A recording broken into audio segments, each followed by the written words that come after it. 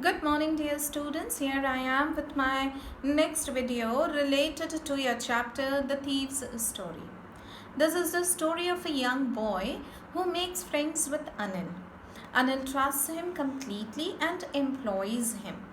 Does the boy betray his trust?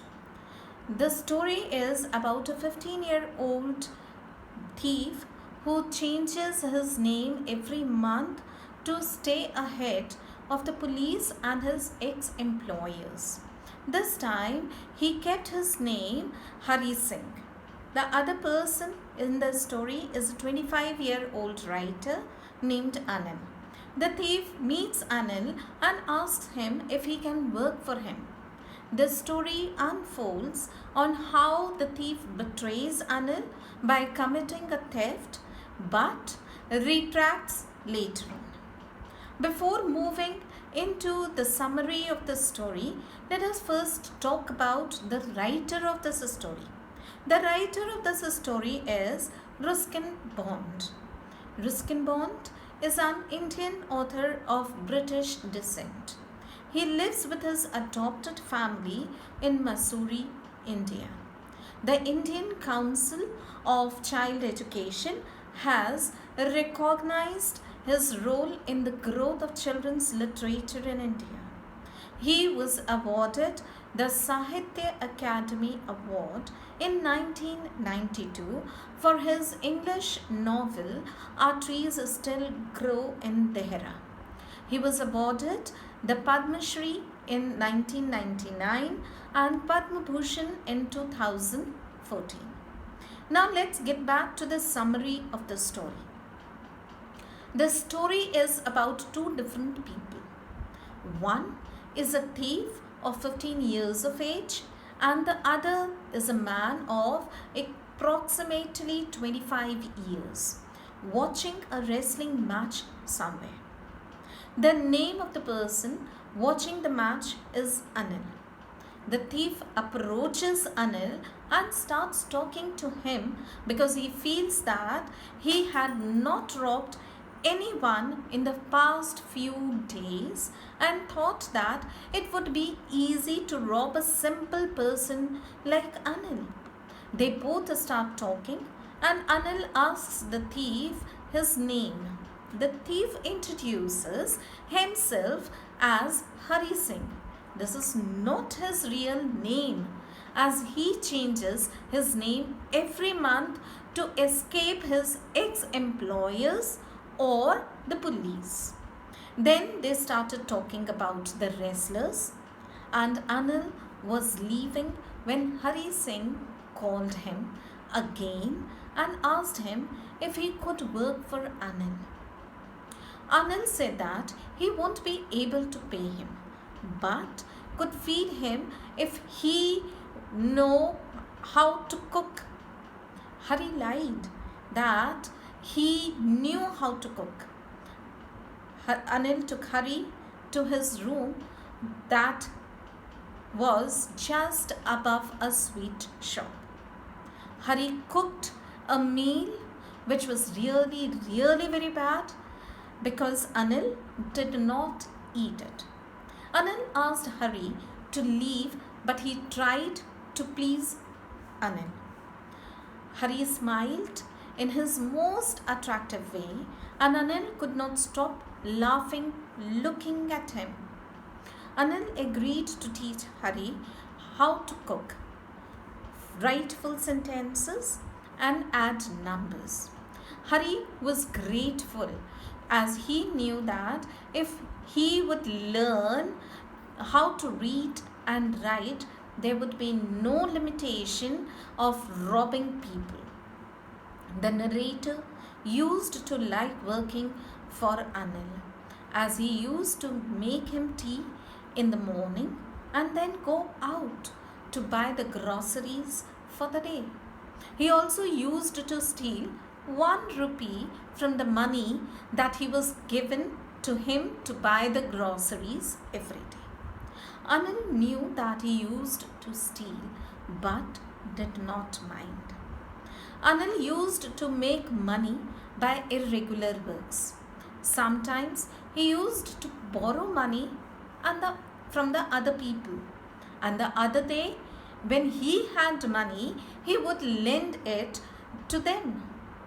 Whenever he used to get money, he used to go out with his friends to celebrate. One day, Anil came in with a bundle of notes and told Hari that he had sold a book to a publisher. At night, he kept the money safely under his mattress. Hari realized that he had been working for Anil for more than a month and had not stolen anything apart from the 1 rupee that he kept taking out from the money he got every day to buy the grocery. Hari had many chances to steal, as he had the key of the room as well.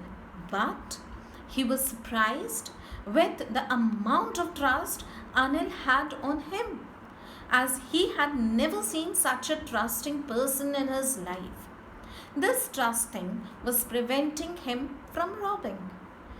Anil, as Hari thought that robbing a careless person like Anil didn't make much difference, because he might not even notice that he had been robbed, and that took out all the fun from the work.